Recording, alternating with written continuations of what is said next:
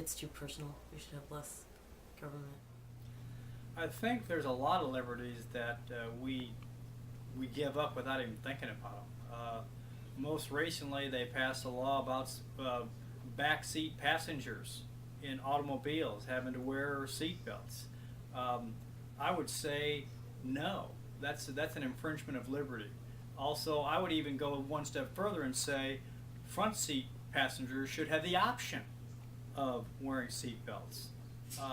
If they know the ramifications and they're willing to accept them, let them go seatbelt free. That's one. The airport security. That's another kind of a tough question because there the balance is okay, because we know there are people in the world who are seeking to hurt us, Americans. What steps must we take to prevent them from hurting us? And we certainly have stepped over the line, taking away many, many liberties, but the majority of folks are glad to go through body searches and all that so that they'll get to their destination safely. I personally would not. I'll drive or walk. And what steps could be taken to save those liberties? Well, the only way liberties is going to be saved, and it might be too late now, is there's going to have to be a swelling from the ground up, where people realize that there's more to life than just sitting watching a big screen TV or just going out every Friday night and having a beer. That's not liberty. You should be able to run for office. You can't run for office now the way the two-party system's set up. There's just no way that you can do it. I don't have the financial resources to run for office.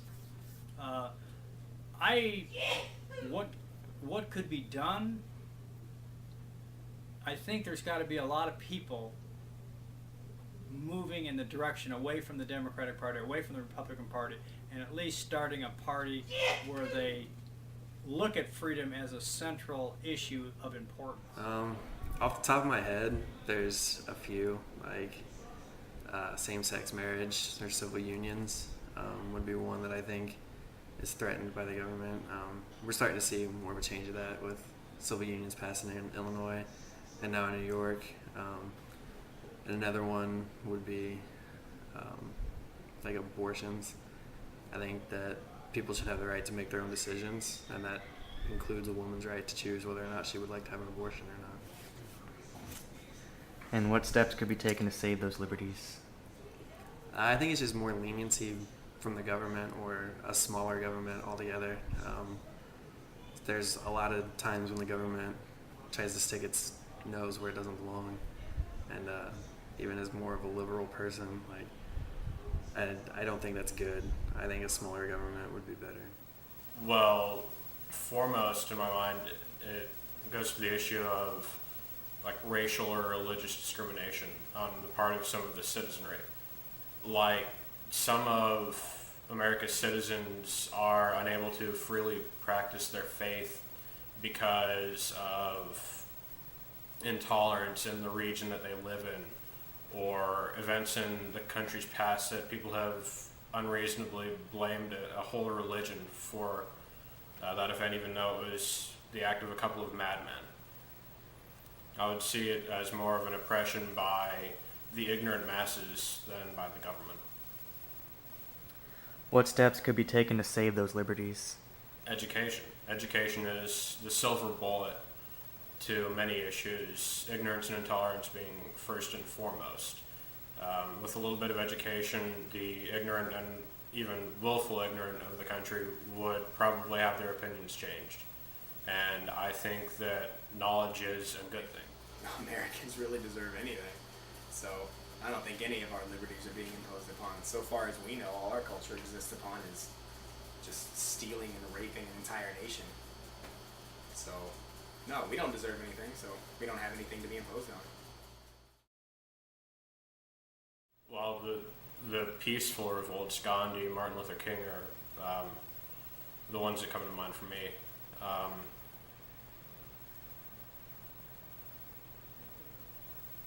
Just more passive protests as well. Before the revolution, the American Revolution happened, before the actual gun gunfire. There were different ways of basically just passively ignoring the authority of the crown. Like, the king thought that he had authority over America, but in reality, everybody just ignored it and pretty much did whatever they want. That's one of the ways I view a non-violent revolt. I guess just protests and things like that, where people take it upon themselves to speak up about things that they find important. The only other one that I can think of off the top of my head would be the peaceful protests, like Gandhi used in India. There's, to me, a more sensible way of dealing with it than an actual revolt and taking it to war, if that goes that I think far. literature is a little more important right now. I mean, actions are great, but the numbers thing, there's too much of a difference in numbers. And I think that by writing things that people can kind of, I guess, attach to, makes it a little bit easier to understand something and to then, like, be able to adapt it to a part of your life.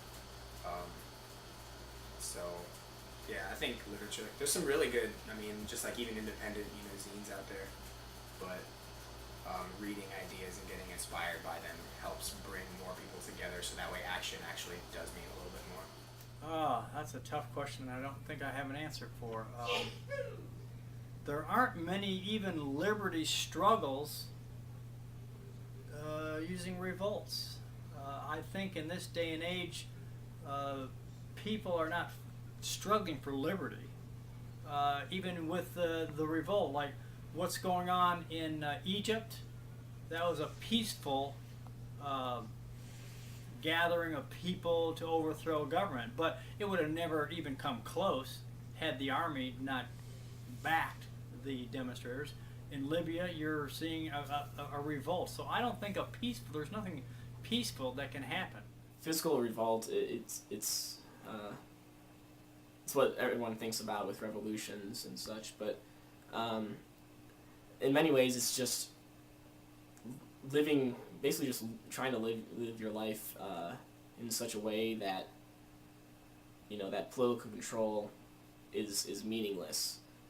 There was recently a dance protest at the Jefferson Memorial to celebrate Thomas Jefferson's birthday, and the police at the memorial, the first time it happened, like, they tackled people to the ground and arrested them for just simply dancing, walking around in a certain way. It's that kind of absurdity, just showing showing just the ridiculousness of force, especially government force. Satire is great, and just there's in many ways just having fun and just showing other people that you don't have to be a revolutionary with your eyes on changing the political system through force. You don't need to do that. Just need to really just have fun, laugh.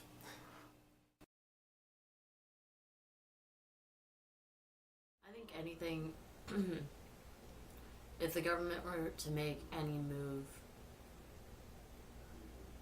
to be unequal towards its citizens, that's what it would have to be. It would have to be them passing a law that's blatantly, could not be argued that it had any fairness to it. It would take that.